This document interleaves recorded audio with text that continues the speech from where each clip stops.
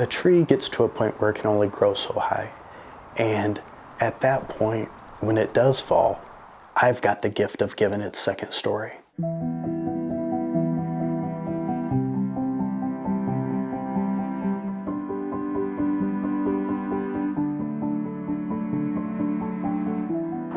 My name is Perry Shaw. I am a third-generation woodworker, and I live in Seattle, Washington. The topography of this area, the trees, the nature is inspiring to me. As I look across the landscape, it just brings a smile.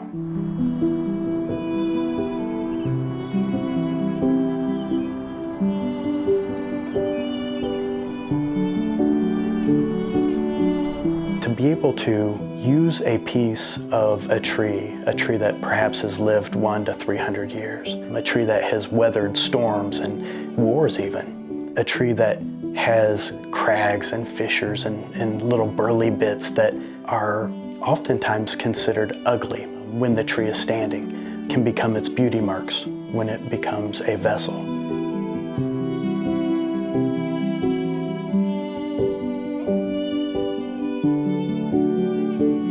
It brings a lot of meaning to my life to be able to identify a tree that's fallen to disease, and rather than it becoming soil again, it can become something that may stay in someone's home for generations to come. It's what draws me back to the lathe time and time again.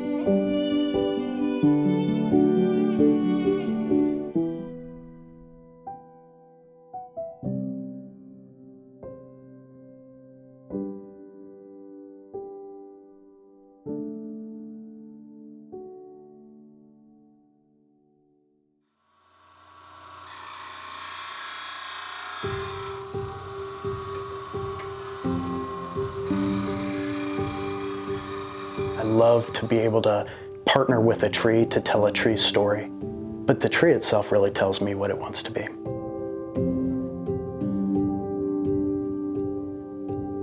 Each vessel begins really in the same way.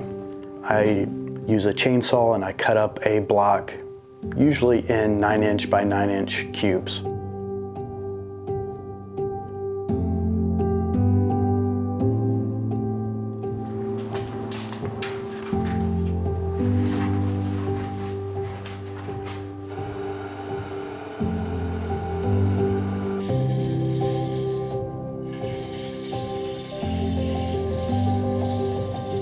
Once I've rounded the blank, then I start shaping the foot. What I'm thinking about as I am turning this vessel is not really about how I'm holding my gouge, but is the form being revealed in the right way?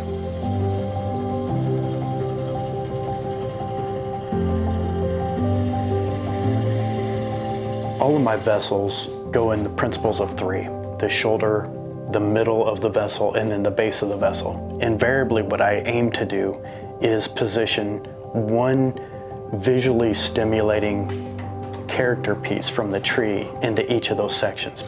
And if you try too hard, you will invariably mess up.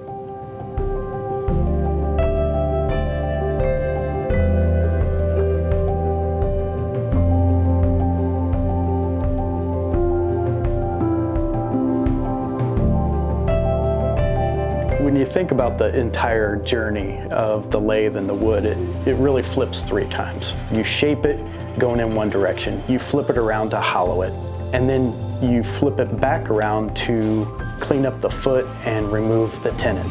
And it's at that moment where I'm able to take a breath, and as I take it off the lathe, I set it on my workbench, and I look back, and really the question I consistently ask myself is, did I tell the right story?